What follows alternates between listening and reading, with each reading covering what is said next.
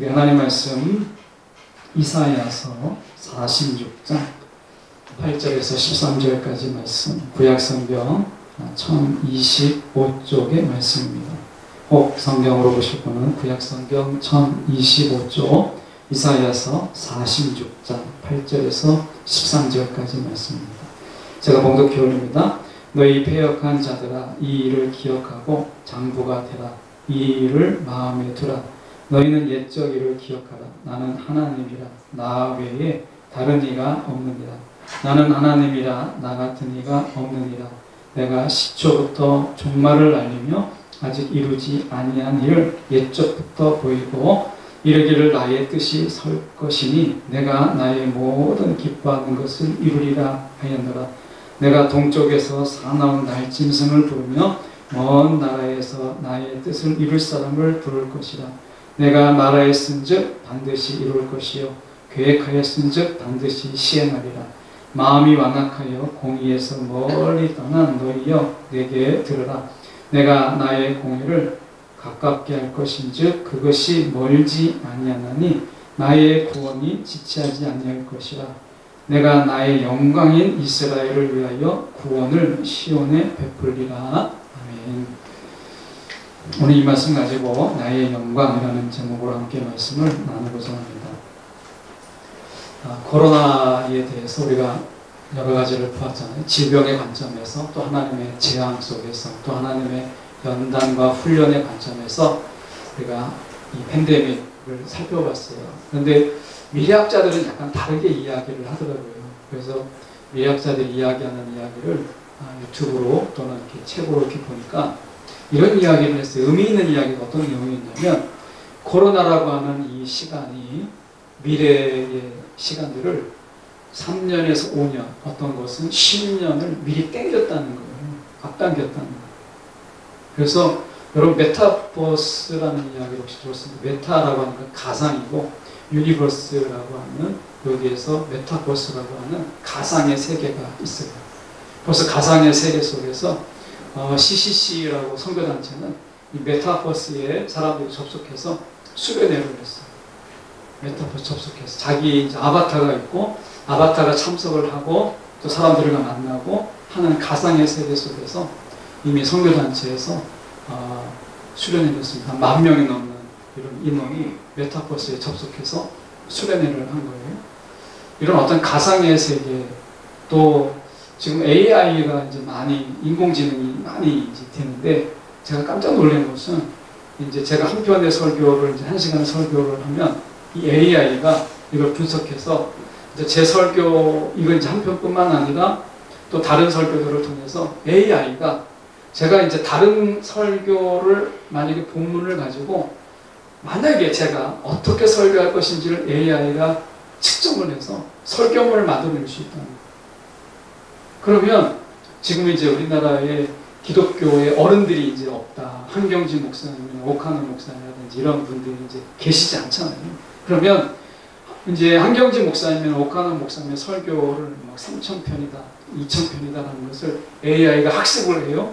그러면 그분은 안 계시지만 그분이 설교하지 않았던 다른 본문을 딱 제시하면 AI가 설교문을 만들어내는 거예요. 오카노 목사님 설교문, 그리고 한경지 목사님 설교문을 만들어내는 거예요. 그리고 지금은 삼성에서 만든 아바타를 보셨는지 모르겠는데, 그 아바타가 놀랍게도 사람 실제 존재하는 것처럼 만들었더라고요. 실제 아닌데 사진 찍는 것처럼 실제 존재하는 것처럼 만듭니다. 그래서 지금은 저의 모습을 분석해서 저의 모습으로 똑같이 아바타가 만들어내는 거죠. 그러면 저의 목소리를 분석해낸다는 거예요. 그럼 저의 목소리와 저의 모습으로 영상을 찍는 거예요. 그리고 띄우면 마치 제가 설교하는 것처럼 여러분을 볼 수 있다는 거예요. 지금 기술이 그런 정도까지 와 있다는 거예요. 그럼 앞으로 우리가 체세포만 있어도 인간의 복제가 가능하잖아요. 지금 윤리적인 문제 때문에 더뎌지지만 앞으로 이게 풀리게 되면 인간의 체세포만 가지고도 여러분을 복제하고 저를 복제할 수 있는 거예요. 그러면 어떤 일이 벌어지죠? 저의 음성과 저의 모습, 그리고 그걸 합성을 하면, 그러면 저라는 인간이 또, 나는 죽었지만 또 다른 존재가 저의 기억을 가지고 살아가는 이런 일이 생기는 거예요. 그러니 엄청난 세상에 지금 우리 가운데 있는 거잖아요. 우리가 상상할 수 없는 세상이 있는 거예요. 그러니까 앞으로는요, 우리나라가 지금 해외에서 볼 때는 기독교 국가가 절대 아닙니다. 여러분이 영화에 랑종이라는 영화를 제가 권하는 게 아닙니다. 이 랑종이라는 영화가 지금 개봉돼서 사람들의 관심을 가지고 있어요. 근데 랑종이라는 영화가 뭐냐? 이 태국에서 찍혔습니다. 태국의 한 지역에 영화를 거기서 만들어냈어요. 한국 사람이 전체적으로 연출을 하고 감독은 그 태국 사람이 해요. 근데 그 태국 사람이 감독이 인터뷰하는 걸 보니까 이걸 왜 만들었느냐라고 보니까 태국은 불교 국가면서도 죄송합니다만 불교가 있는 곳에는 무속이 같이 있어요. 불교 안에 무속적인 요소가 굉장히 강하잖아요. 그러니까 이 무속, 이 샤머니즘을 이제 태국 사람들이 굉장히 추앙을 하는데요. 인간의 두려움, 뭔가 두려움 때문에 저주받을 두려움, 뭔가 재앙을 받을 것 같은 두려움 때문에 샤머니즘을 섬기는데 무속을 이 샤머니즘을 섬기는 사람들의 한 마을을 조명한 거예요. 인간의 이 종교식 이걸 볼 수 있다는 거예요. 그러니까 앞으로는요 그런 무속이라는 것, 어떤 신에게 물어보고 어떤 점쟁이에게 물어보고 이렇게 할 필요가 없어요. 앞으로는 AI에게 물어봐야 돼요. AI. 그래서 앞으로의 이 신의 하나님을 대적할 수 있는 것은 사단도 아니고 무속인도 아니고 점쟁이도 아닙니다. 앞으로는 AI에게 물어봐야 돼요. 밤, 낮을 구분하지 않고 우리가 물어볼 수 있어요. 지금 이제 아파트 값이 굉장히 올라갔잖아요. 근데 지금 이제 한국은행이나 아니면 이제 경제 수장들이 이제 앞으로 떨어질 거다, 아파트가. 그러니까 지금은 아파트를 살 때가 아니다, 연끌할 때가 아니다, 이렇게 얘기를 하잖아요. 그런데 계속 올라간단 말이죠. 이럴 때 아파트를 살아야 될지 말아야 될지를 여러분 기도해 보셨습니까? 아파트를 사야 되는지. 여러분 지금 기도할 때잖아요. 정말 하는데 아파트를 사야 될까 말아야 될까요? 그런데 하나님이 대답을 안 하시거든요. 근데 하나님께 물어볼 필요가 없어요. AI에게 물어보면 돼요. 정보 분석을 하고 미래를 예측해서 앞으로 올라갈 것이다, 팔 것이다, 이렇게 할 수 있는 거예요. 앞으로는요, 기도하지 않고 AI에게 물어보면 이제 무속의 시대가 가고 점치는 시대가 가고 AI에게 물어보는 시대가 열린다는 거예요. 그러면 우리 가운데 또 다른 유혹이 생기죠. 기도할 필요가 없는 거예요. 이 엄청난 세계가 우리 가운데 지금 앞에 있다는 거예요. 이런 세상 속에서 하나님을 믿는다라고 하는 것이 무슨 의미가 있을까라고 하는 것을 지금 우리가 붙잡지 않으면 여러분 우리도 쉽게 하나님을 팽개치고 놓아버릴 수밖에 없어요. 승민이가 이 스트레스 골절이라고 해서 이제 막 자라는 아이들이 막 뛰어놀다 보면 높은 데서 막 뛰어내리고 하다 보면 계속 충격을 받으면 뼈에 금이 간다는 거예요. 저희는 모르고 이제 아프다고 해서 병원에 가봤더니 이제 스트레스 골절이라고 하더라고요. 계속 뼈가 부딪힘이 있으면 처음엔 괜찮은데 그 충격이 계속 누적이 돼서 뼈에 금이 가는 거예요. 그래서 한동안 목발을 짚고 다녔어요. 근데 이제 가까운 병원에 갔는데 병원의 원장님이 서울대를 나오셨더라고요. 서울대 의대를 나오셨어요. 근데 승민이에게 내가 공부 잘하는 법을 알려주겠다고 그래가지고 다음에 꼭 오라는 그래서 갔죠. 그랬더니 진짜 알려줬어요. 근데 그 공부 방법이 315예요. 이런 거 적으셔야 돼요. 315 공부법이라니까. 315가 뭐냐면 이렇게 얘기했어요. 처음에 복습을 잘해야 되는데 처음에 배웠던 것을 복습하려면 3시간이 걸린다는 거예요. 3시간. 3시간을 복습하면 두 번째 보면 3시간 분량을 1시간 만에 볼 수 있다는 거예요. 세 번째 보면 5분 만에 볼 수 있다. 5분 만에 볼 수 있을 때 이제 복습이 마스터 된 거예요. 이게 복습이거든요. 근데 신앙에도 복습이 필요한 거예요. 신앙에도. 우리가 시편에 보면 묵상이라는 말이 나와요. 묵상. 묵상하는 자 이렇게 돼 있잖아요. 이 묵상이라는 말은 되새김이에요. 복습이라는 거예요. 신앙은요 예습보다 복습이 중요해요. 복습. 이 복습은 뭐냐면 기억하기 위해서 기억. 오늘 말씀에 보면 기억하라, 기억하라는 말이 계속 반복돼요. 잊지 말라라는 말이 아니라 기억하라라고 이야기를 하세요. 기억하라.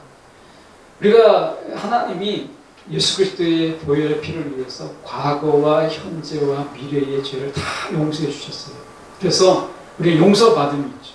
근데 용서받았다는 것 때문에 내가 넘어지고 내가 좌절하고 내가 또 죄를 지었던 것까지 다 잊어버려요. 그러니까 또 죄를 짓고 또 미혹에 빠지게 되고 또 사단의 유혹에 빠지게 되는 거예요. 그래서 죄는 용서받았지만 내가 어디에서 넘어졌는지 내가 왜 미혹에 빠졌는지를 기억하라는 거예요. 기억.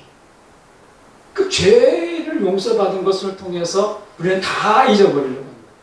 우리는 다 내가 실패했던 기억들, 내가 좀 마음 아팠던 순간들, 또 고통당했던 순간들을 우리가 일부러 막 기억하려고 하지 않죠. 그런데 하나님은 기억하라고 이야기했어요. 오늘 8절에 보면 너희 패역한 자들아 이 일을 기억하고 이렇게 되어 있어요. 이 일을 기억하고. 이 일이 뭔지 아십니까? 1절부터 7절까지 나오는 게 뭐냐면 이 바벨론의 신이 나와요. 마르둑이죠. 바벨론의 신은 마르둑이거든요. 이 마르둑을 우리가 벨이라고 하기도 해요. 벨. 그리고 이 벨의 아들이 느보예요. 그러니까 벨과 느보가 있어요. 근데 이 느보는 우리가 학술과 저술의 수예요. 이성의, 지성의 신이에요. 그러니까 바벨론이 어떻게 보면 이 벨과 그러니까 마르둑과 마르둑의 아들 이 지성의 신을 섬기고 있는 거예요. 근데 우리가 보면 그들의 우상에 빠지고 있는 이스라엘을 보거든요. 이것은 이제 남유다를 이야기하는 거죠. 그러니까 가만히 생각해 보시면 하나님이 이제 출애굽해서 가나안 땅으로 이스라엘 백성들을 데리고 가죠. 근데 데리고 들어가기 전에 신광야에서 하나님 이렇게 말씀하세요. 너희가 이제 살만할 때 정도에 이제 하나님을 잊어버리고 하나님을 배반하고 너희가 그들의 신을 섬기게 될 것이다 라고 이야기하셨어요. 그러니까 광야에서는요 하나님만 바라봤어요. 광야에서 왜 그래요? 바라볼 게 없잖아요. 그 광야에서는 하나님만 오로지 바라봤어요. 그런데 가나안 땅에 딱 들어가니까 가나안 땅이 어떤 땅이에요? 많은 우상들의 신들이 있었고 음란과 그리고 그들이 패역한 것들이 정말 많았던 것이 가나안 땅입니다. 그래서 하나님은 이 가나안 땅을 이스라엘 백성들로 심판하신 거예요. 그리고 그 가나안 땅, 죄로 인해서 더럽혀진 그 땅을 이스라엘 백성들로 인해서 거룩하게 하시기를 원하셨던 거예요. 그러니까 가나안 땅으로 옮기신 이유가 무엇이냐면 이 가나안 땅에 너희가 살면서 가나안화 되지 말고 이스라엘로 살아라 이 뜻이거든요. 그러니까 가나안 땅에 살지만 가나안화 되지 말라는 거예요. 이스라엘의 정체성으로 거기에 살라는 거죠. 근데 이스라엘이 거기에 실패해요. 이스라엘 땅에 살면서 그들이 이제 살만하니까 이제 기웃거리죠. 근데 기웃거리는데 내가 좀 살만하니까 어떻게 하냐면 바알과 아세라 그리고 이런 곳에 기웃거려요. 바알과 아세라가 뭡니까? 얼마나 음란한 신인지 몰라요. 음란과 정욕으로 가득한데 그런데 거기에 거룩을 붙이고 신성을 붙여요. 그러니까 얼마나 좋아요. 내가 막 음란한 신인데 바알 아세라가 음란한 신인데 그 음란한 속에서 내가 막 즐기는데 쾌락을 즐기는데 거기에다가 신성하다라고 하는 신성함을 덧붙이는 거예요. 이게 종교다, 이게 예배다라고 하니까 사람들이 막 환장을 하는 거죠. 이게 가나안 종교예요. 몰렉이라고 하는 것은 또 얼마나 잔인해요. 복을 위해서는 내 자식을 죽일 수도 있다라고 하는 거잖아요. 그러니까 이런 속에서 그들이 자신들의 욕망을 마음대로 분출하는 게 가나안 신들이었어요. 근데 하나님은 그것을 다 폐기처분하고 너희는 가나안 땅에 살지만 가나안화 되지 말고 가나안의 신과 문화를 섬기지 말고 이스라엘의 정체성으로 살아라 이렇게 얘기했단 말이에요. 근데 이스라엘이 실패해요. 그래서 이스라엘이 살아도 가나안 땅을 정결치 못합니다. 그래서 하나님이 결국에는 이스라엘을 바벨론으로 옮기죠. 바벨론으로 70년 동안 옮기는 거예요. 그리고 그 땅을 마치 산을 우리가 산을 쉬게 하는 것처럼, 그래서 이 가나안 땅을 쉬게 하는 거예요. 아무도 깨끗하게 하지 못하니까 70년을 하나님이 비우셔서 하나님이 깨끗하게 하시는 거예요. 그게 바벨론 유수잖아요. 근데 바벨론 포로로 끌려갔더니 이 본문의 장면이 앞으로 이제 고레스에 의해서 70년 동안의 바벨론 포로인데, 이때가 쓰여진 이것이 이제 앞으로 학자들 약간 차이가 있지만 45년 후에 고레스가 일어나서 바벨론이 무너지고 이제 그들이 다시 예루살렘으로 돌아올 수 있는 45년 앞으로 있을 일을 미리 이야기한 거예요. 45년에서 50년의 일을 미리 이야기한 거예요. 바벨론이 끌려간 지 한 20년이 흘러갔어요. 근데 앞으로도 더 많은 시간들, 지금까지 보낸 시간보다 몇 배의 시간들을 보내야 되는 거예요. 그러는 가운데 어떤 문제가 생겼냐면, 이스라엘이 가나안 땅에 있었던 그 버릇을 어떻게 고칠 수 있겠어요? 다시 우상을 섬기는 거예요. 다시 우상을 섬기는 바람에 가나안 땅에 들어갔을 때 이스라엘로 살아야 되는데 가나안 백성으로 살았던 것 때문에 바벨론으로 보내진 거잖아요. 근데 바벨론에 갔더니 이제 바벨론 백성으로 사는 거예요. 이스라엘로 살지 않고. 이게 우리랑 비슷하지 않아요? 우리가 이 땅에 살지만 하나님의 백성으로 살라고 말씀하시잖아요.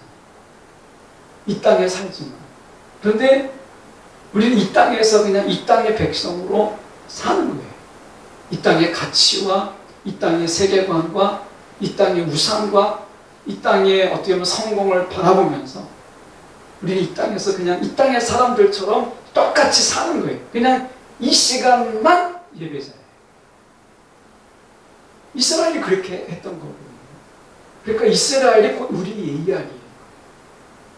그런데 여기서 볼 것은 이스라엘도 그렇게 어려워하지 않아요. 가나안 땅에 살면서 이스라엘로 살지 못하고 가나안 백성으로 살고, 그들이 쫓겨나서 이제 하나님께 징계를 받은 것으로 인해서 이제 바벨론에 갔는데 바벨론화 되지 말고 너희가 포로로 끌려갔지만 여전히 이스라엘로 살아라 라고 이야기하지만 얼마나 어렵겠어요. 이건 너무 어려운 거예요. 일제 35년의 시간 속에서 우리가 지금 벌써 광복한 지가 얼마나 오래됐어요. 그런데 아직도 우리는 이 일제의 잔재를 완전히 버리지 못했잖아요.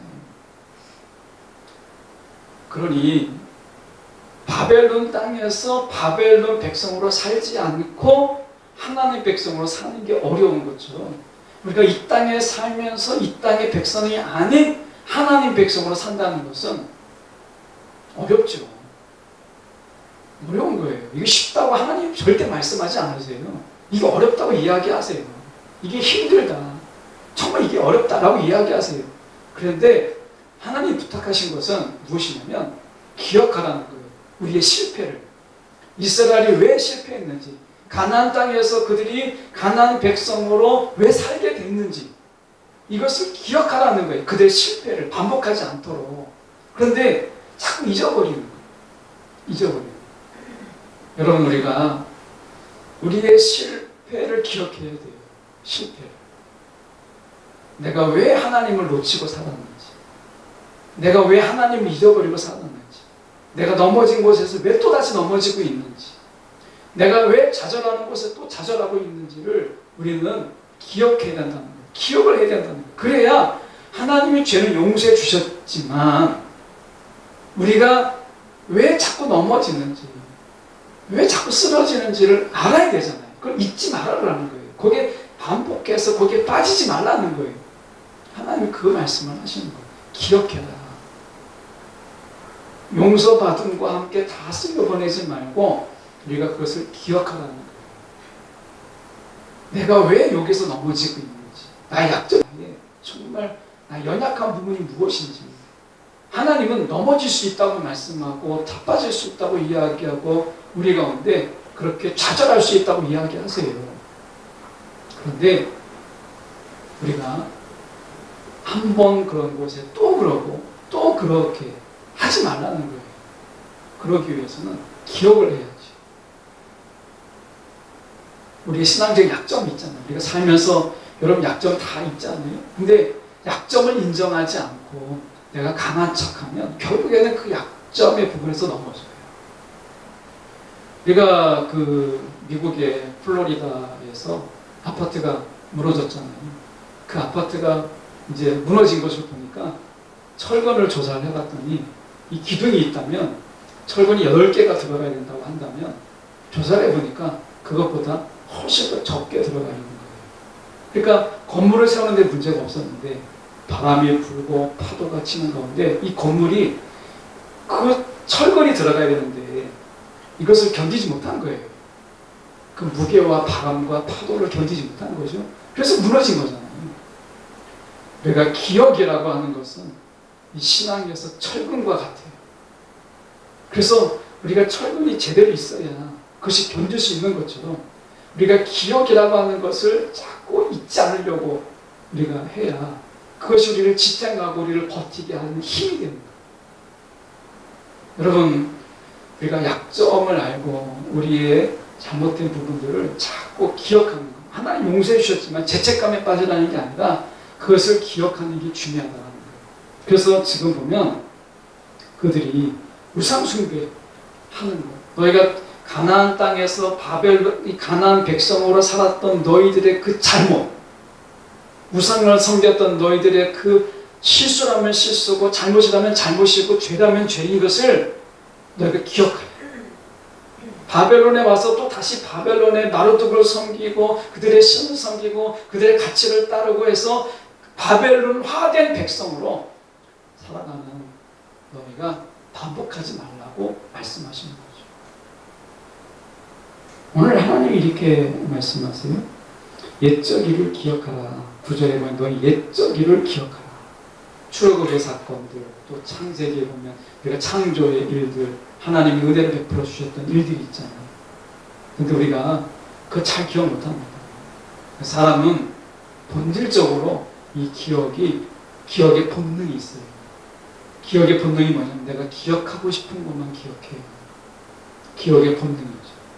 사람은 이 기억의 본능 속에서 기억은 있는데 내가 기억하고 싶은 것만 기억해. 이게 기억의 본능이잖아요.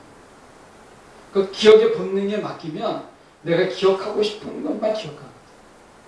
근데 하나님은 그 기억의 본능에 우리를 기억을 맡기지 말고 내가 기억해야 될 것들이 무엇인가를 기억하려고 하라는 거예요. 하나님이 기억하라는 거예요. 하나님의 은혜를 기억하고 우리의 죄의 약함을 우리가 기억하고 그렇게 하라는 거죠. 그러면서 이렇게 말씀합니다. 나는 하나님이라 나 외에는 다른 이가 없느니라 라고 말씀합니다. 다른 이가 없느니라 라고 말씀하세요. 하나님이 우리가 기억하면 기억할수록 맞아. 그때 하나님밖에 없었어. 내가 정말 힘들고 어려울 때 나를 도와주신 이가 하나님밖에 없었어. 이거를 기억하는 거예요. 우리가 자꾸 기억하면 기억할수록 우리를 용서해 주신 분은 하나님밖에 없고 우리가 그 순간에 우리가 정말 힘들었을 때 나를 위로하신 이가 하나님밖에 없었음을 우리가 알잖아요. 여러분, 우리가 지금까지 살아온 시간들 속에서 정말 기억해야 될 것들을 기억하다 보면 결국은 어떤 결론에 이르게 되느냐. 오늘 말씀처럼 정말 하나님 한 분밖에 없구나. 하나님 외에는 정말 아무도 없구나. 이걸 깨닫게 돼요. 여기서 하나님 외에는 다른 이가 없다는 말은 비교를 이야기하는 게 아니라 정말 하나님 외에는 아무도 없다는 거예요. 다른 어떤 것도 없다는 거예요. 그러니까 그렇잖아요. 우리가 조금만 우리가 하나님 은혜 받았던 순간들, 위기의 순간들, 또 절망의 순간들, 그런 순간에 정말 우리를 도우신 이가 누구였어요? 우리에게 힘을 주신 이가 누구였어요? 그런 넘어짐 속에서 우리를 용서해 주신 분이 누구였어요? 우리가 이제 살아갈 힘을 주시는 분이 누구였어요? 아무도 없잖아요. 정말 그때 하나님이었구나. 하나님이 도와주셨구나. 우리가 자꾸 돌아보면 하나님 한 분밖에 없다는 결론에 이르러요. 이걸 부정할 수가 없어요. 그래서 하나님이 말씀하시는 게 옛적 일을 너희가 기억해보라. 기억하다 보면 너희가 하나의 결론에 이르게 되는데 결국은 하나님밖에 없구나. 이걸 깨닫게 된다는 거예요. 그래서 하나님이 이렇게 말씀하시잖아요. 우리가 10절에 보면 옛적부터 보인 하나님이 말씀하시고 예언하신 모든 것들을 하나님께서는요 반드시 이루신다는 거예요. 이게 어느 때라고요? 앞으로 적어도 45년, 최소 45년을 바라봐야 될 일을 지금 이사야를 통해서 말씀하신 거예요. 아니 내일 일도 알지 못하고 내년 일도 알지 못하는 우리가 45년의 일을 어떻게 기대하고 바라볼 수 있겠어요? 이건 정말 어려운 일이죠. 여러분 40년 하나님께서 여러분 가운데 또 45년 후에 내가 이렇게 할게 라고 한다면 그게 막 설레가지고 너무 기뻐가지고 45년을 막 기쁨으로 살아갈 수 있겠습니까? 그게 쉽지가 않아요. 정말 어려운 일이에요. 지금 내일 당장 아니 우리는 내일 당장도 이제 하나님 지금 당장 우리 가운데 복을 주신다면 기대할 만하지만 40년, 45년, 50년 후에 있을 일을 하나님 지금 말씀하신다고 해서 여러분 힘이 되겠습니까? 위로가 될 수 있을까요? 그렇지 않겠죠. 그런데 하나님이 그 일을 하고 계시는 거예요. 여러분 이 말씀이 여러분 가운데 참 위로가 되십니까? 이 45년에 있을 일을 하나님이 말씀하시는데 저는 이렇게 좀 말씀을 봐요. 보면 좀 건너뛰어서 우리가 보면 12절에 보면 이렇게 말씀합니다. 마음이 완악하여 공의에서 멀리 떠난 너희여 내게 들으라 이렇게 말씀하시거든요. 그러니까 마음이 완악하여 공의에서 멀리 떠난 너희여 이렇게 얘기해요. 그러니까 마음이 완악하다, 공의에서 떠났다라는 말이 참 어려워요. 그래서 세 번역을 보면 이렇게 되어 있습니다. 내가 승리할 것을 믿지 않는 너희 고집센 백성아 이렇게 됐어요. 하나님의 승리를 바라보지 못하고 자기 고집을 피우는 너희 백성아 이렇게 되어 있어요. 그러니까 우리가 살다 보면 믿음을 세워야 되는데 고집을 세우죠. 그러니까 고집을 붙잡는 거예요. 믿음을 붙잡아야 되는데 우리가 이 믿음이 이 고집이 자꾸 믿음인 것처럼 착각하는 경우가 있어요. 그래서 마음이 완악하다라고 하는 것은 믿음을 붙잡지 않고 자기 고집을 붙잡는 자를 이야기를 하거든요. 근데 8절은 우리가 대비되는 말이 있어요. 보면 장부가 되라 이렇게 돼 있어요. 장부가 되라 8절에. 근데 이 장부가 되라는 말은 약간 좀 번역이 매끄럽지 못해요. 장부가 되라는 말의 언어적인 의미는 너희가 기초를 세우라. 너희가 굳건히 서라. 이런 뜻이거든요. 굳건히 서라. 라는 거예요. 여러분 믿음을 지금은 세울 때 다시 믿음의 기초를 다질 때고 믿음을 굳건히 세울 때라는 거예요. 여러분 그러기 위해서는 고집을 좀 꺾어야 돼요. 내 고집이 곧 믿음은 아니거든요.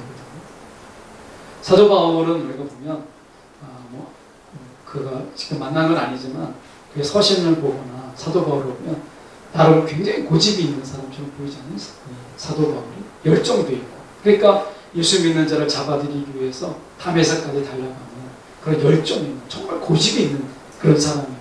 그래서 사도 바울인데 사도 바울은 예수 만나고 나서 자기의 고집을 꺾고 오직 믿음을 붙잡았던 사람이었어요. 고집을 꺾고 우리가 잘못하면 고집이 곧 믿음인 것처럼 우리가 볼 수 있어요. 그렇지 않습니다. 여러분 우리가 여기서 마음이 완악하여 공의에서 멀리 떠나라고 하는 하나님의 주신 승리를 바라보지 못하고 자기 고집으로 살아가는 자들을 말씀하시는 거예요. 지금은 고집을 내려놓고 믿음을 붙잡아야 될 때다라고 말씀하는 거죠. 앞으로 되어진 일들을 아까 잠깐 서두에서 말씀했지만 앞으로는 그렇게 하나님이 막 인기가 세상에서 막 인기가 있거나 아니면 종교가 막 인기가 있거나 기도나 이런 말씀들이 세상에서 막 환호를 받거나 이렇지 못할 거예요. 앞으로 미래학자들이 이야기하는 들에 보면 앞으로는요, 하나님을 대신할 것들이 너무 많은 거예요. 하나님을 대신할 것들이. 점점 더 기도를 대신하고 말씀을 대신하고 하나님을 대신할 것들이 더 많아요. 여러분, 우리가 기도할 때 하나님이 막 즉각적으로 막 응답하시던가요? 아니잖아요. 우리가 어떤 거는 막 40일 작정하고 금식하기도 하고 어떤 뜻을 하나님의 깊은 결단을 할 때는 우리가 어떻게 해요? 작정하고 기도하잖아요.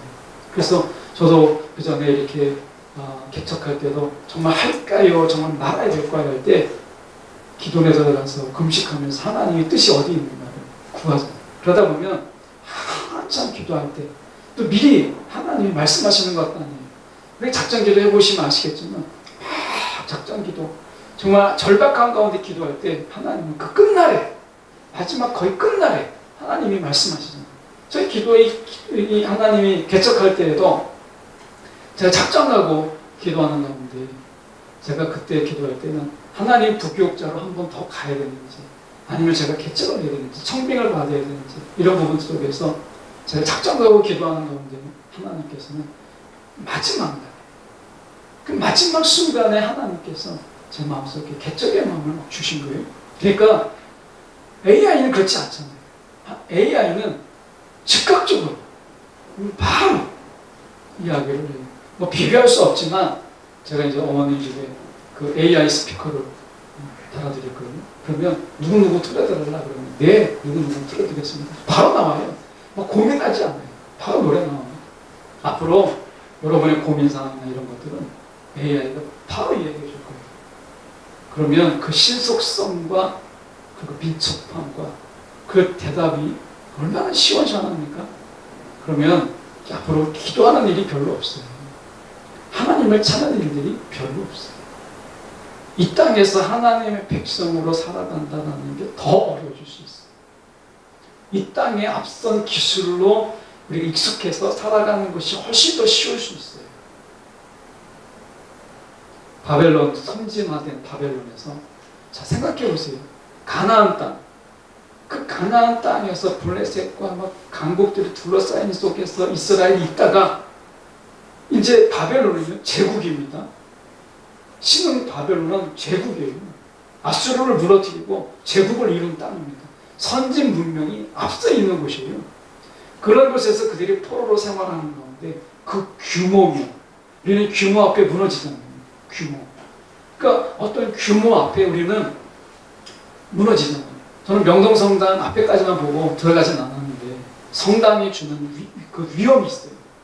그래서 성당 그 명동성당은 아닌데 성당을 한번 들어가서 결혼식을 아는 분이 성당에서 한 적이 있는데 들어가 보니까 그 성당에 그 위험이 있습니다. 건물이 주는 위험이. 거기에서 마음이 탁 우리가 좀 차분해지고 뭔가 주눅이 들기도 하고 그러잖아요. 그러니까 바벨론이라고 하는 그런 신흥 바벨론 속에서 가나안의 총구석에 지중해 옆에 총구석에 살던 이스라엘 백성들이 바벨론을 갔더니 그 선진 문명과 그 규모와 그 웅장함 속에서 이스라엘은 무너져요. 엄청난 거죠. 하나님이 너무나 초라해 보이고 가나안 백성으로 살아왔던 자기들이 너무나 촌뜨기 같고 이런 거예요. 그러니까 마치 시골 사람이 도시에 올라온 것처럼 지금은 시골도 훨씬 잘 살기 때문에 별로 차이가 없지만 우리가 옛날로 본다면 마치 그런 비유를 볼 수 있는 거예요. 그러니까 이 가나안 땅에 살던 그들이 이제 바벨론에 와보니까 엄청난 차이가 있는 거예요. 바벨론 사람으로 사는 것이 부럽잖아요. 자기들이 포로로 끌려온 게 너무 부끄럽잖아요. 그러니까 하나님을 버리고 바벨론을 섬기고 그 마르둑을 섬기는 일에 그들이 이걸 성급 다가서지 않겠어요? 여러분, 오늘 우리가 지금 그런 위기 가운데 있다는 거예요. 그래서 하나님이 우리 가운데 이렇게 말씀하세요. 아까 장부가 되라. 다시 한번 믿음의 기초를 세우고 우리가 신앙의 기초를 다시 세우고 우리가 더 튼튼히 마음을 굳세게 하라는 거예요. 하나님이. 그러면서 말씀하시는 게 우리가 11절에 보면 먼 나라에서 나의 뜻을 이룰 사람을 부를 것이라. 그리고 말씀하시는 것이 반드시 이룰 것이요. 계획했으니 내가 반드시가 2번 반복됩니다. 반드시 이룰 것이요 반드시 시행할 것이다 라고 하나님이 반드시를 2번이나 반복하세요. 이건 이제 우리가 고레스, 바사왕의 고레스를 이야기하는 것은 이제 여기서 볼 때 나의 뜻을 이룰 사람을 부를 것이라고 하는 것은 우리가 역사에 나와 있는 우리가 바사왕의 고레스를 이야기하는 거예요. 이게 이제 이사야가 이야기하고 있는 것에서 적어도 최소 45년, 50년 그 이상의 이후에 일어날 일이에요. 근데 하나님이 그들에 대해서 이야기하시잖아요. 너희가 마음을 굳세게 해라. 흔들리지 마라. 바벨론화 되려고 하는 이 마음을 너희가 내려놓고 그 고집을 좀 꺾고 믿음을 다시 붙잡아라라고 이야기하시잖아요.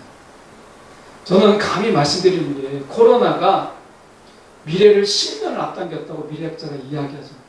근데 코로나가요 미래의 일들을 10년 앞당긴 것뿐만 아니라 여러분 신앙에도 우리가 주님의 오심을 또 앞당겼어요. 여러분 우리가 주님 오실 날이 멀지 않아요. 우리의 신앙을 붙잡아야 될 때고 우리가 그냥 이렇게 흐지부지 우리의 마음을 놓고 턱 놓고 세상에서 그냥 세상 속에서 너무 편하게 그들과 별 차이 없이 어울리는 이런 것들 속에서 다시 한번 우리의 정체성을 붙잡아야 된다는 거예요. 이 정체성을 하나님이 너무 멋지게 표현하셨어요. 이 말씀이 너무 마음에 드는데 13절에 보십시오. 이렇게 말씀합니다. 하반절에 보면 내가 나의 영광인 이스라엘을 위하여 구원을 시온에 베풀리라 라고 말씀하세요. 그러니까 나의 영광이라고 이야기해요. 이스라엘. 이스라엘 정체성이 뭐예요? 하나님의 영광이에요. 하나님의 영광. 이스라엘 존재 자체가 하나님의 영광이라는 거예요. 너무 놀랍잖아요. 물론 이 번역은 우리가 이스라엘을 위한 나의 영광 이렇게도 볼 수 있고요. 이스라엘을 통한 하나님의 영광 이렇게도 볼 수 있는 말들인데 저는 있는 그대로가 너무 좋아요. 이스라엘 곧 나의 영광이에요. 여러분 우리가 하나님의 영광이에요. 저와 여러분이 하나님의 영광이에요. 이 땅에 있는 거예요. 여러분 하나님은요 자신의 영광을 위해서 양보하지 않습니다. 하나님 한 번도 이 세상에 자신의 영광을 양보한 적이 없어요.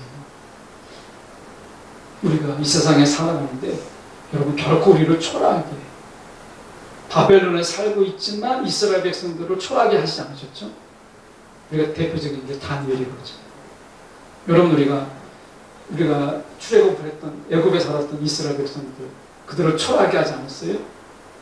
왜냐하면 애굽 사람들은 이 목축업 하는 사람들을 굉장히 하대했거든요. 천대했어요.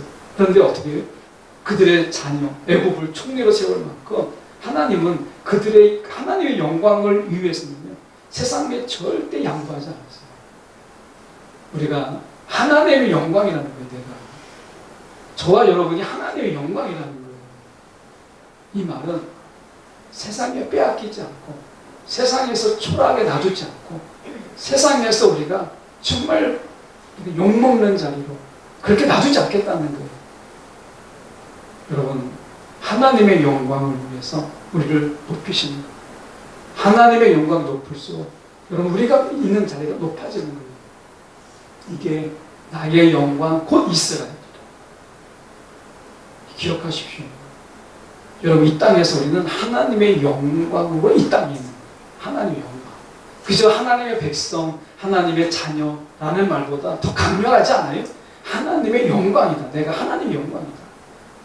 우리가 세상에서 제가 이제 마지막에 부를 찬양이 시온성과 같은 교회인데 3절을 제가 먼저 미리 제가 보면 이렇게 되어 있습니다. 세상 사람 비방해도 주를 찬송하리라. 세상 헛된 모든 영광 아침 안개 같아.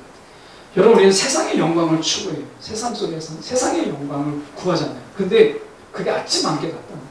쉬 사라져 버리는 거예요. 아침 안개 같다는 게 제가 새벽에 나오면 새벽에 나와서 이제 새벽 묵상 이렇게 하고 영상을 올릴 때 도봉산을 쭉 보거든요. 그러면 어떨 때는 안개가 자욱해서 도봉산이 보이지 않을 때가 있어요. 그런데 마침을 딱 가면 그 많은 안개들이 다 사라져 있는 것을 보게 돼요. 안개 진짜 별거 아니더라고요. 여러분, 하나님이 우리를 세상 영광에 찌든 자로, 세상 영광에 우리가 함몰된 자로 우리를 부르시지 않고 우리가 곧 하나님의 영광이다 라는 거예요. 우리가 하나님의 영광이라는 거예요. 저는 이게 하나님의 자녀다, 하나님의 백성이다 라는 말보다 훨씬 더 와닿더라고요. 야, 내가 하나님의 영광이구나. 하나님. 우리는 세상 속에서 세상의 가치로, 세상의 잣대로 생각하는 영광이 있죠. 세상의 잣대로 생각하는 영광. 이런 영광이 있어요. 근데 바벨론에 사는 이스라엘 백성도 그들이 바벨론의 기준으로 가진 영광이라는 게 있지 않겠어요? 야, 이 땅에 살 때, 바벨론에 살 때는 야, 이 정도는 해줘야 영광을 누릴 수 있구나. 애굽에, 이게 그들이 가나안 땅에 살 때도 가나안 사람들이 가지고 있는 영광의 기준을 자꾸 쫓았던 거예요. 그러다 보니까 그들의 영광을 쫓아보면 결국 그들의 백성이 되고 그들의 사람이 되는 거예요. 하나님은 우리 가운데 얘기할 때 우리가 하나님의 영광이라고 이야기해요. 저와 여러분이 하나님의 영광이다. 이렇게 말씀합니다. 그래서 너무 멋진 거예요, 이게. 이것을 우리가 다른 번역을 보면 이렇게 말씀합니다. 나의 영광이라고 했을 때 하나님은 이 글로리라고 이야기할 수도 있지만 우리가 스플렌더라고 할 수 있는데 영어로 이야기하면 이것은 빛나는 거예요. 하나님이 저와 여러분을 이 땅에서 빛나게 하시는 거예요. 왜? 예수님 말씀하셨잖아요. 등불을 아래에 둔 자가 없어요. 등불을 두어야 이렇게 비추잖아요. 하나님은 내가 높아지지 않으려고 해도 하나님이 높이 두세요. 그게 하나님의 스플렌더예요. 빛이. 오늘 우리가 세상의 영광을 추구하는 자는 이런 안개와 같이 쉬 사라져 버려요. 근데 저와 여러분이 하나님의 영광이라. 주님이 가까워질수록 우리의 높아짐은 커지는 거예요. 우리를 보고 죽게 돌아오는 자들이 많아질 것이기 때문에 그런 것입니다. 여러분, 우리가 언제 오실지 모르지만 적어도 미래학자들이 얘기할 때 미래가 10년 앞당겨졌다면 저는 주님의 오실 날이 더 땡겨졌구나. 멀지 않구나. 그들의 이야기를 들으면서 그런 생각을 해보게 됐어요. 여러분, 지금 우리가 하나님의 영광으로 다시 한번 우리의 마음을 다잡아야 될 때고 우리가 기초를 다시 튼튼히 할 때일 때랍니다. 오늘 바벨론에 살지만 바벨론 백성으로 살지 말고 하나님 백성으로 살라고 말씀하신 거죠. 똑같이 우리 가운데 말씀하시죠. 이 땅에 살지만 이 땅의 영광을 구하고 이 땅의 가치로 살지 말고 이 땅의 백성으로 살지 말고 하나님 백성으로 살라 말씀하시는 거예요. 우리가 이것이 우리가 세상에서 초라해지고 세상에서 별것 아닌 존재로 생각할 수 있지만 하나님 말씀하죠. 너는 나의 영광이다라고 말씀하시는 거예요. 오늘 이 말씀이 저에게도 힘이 되었던 것처럼 여러분이 가운데도 힘이 되는 말씀이 되고 내가 하나님의 영광이구나. 오늘 이 말씀을 내가 좀 더 간직하고 이 어려운 삶 속에서 좀 힘이 되는 그런 말씀이 되었으면 좋겠습니다. 기도하겠습니다.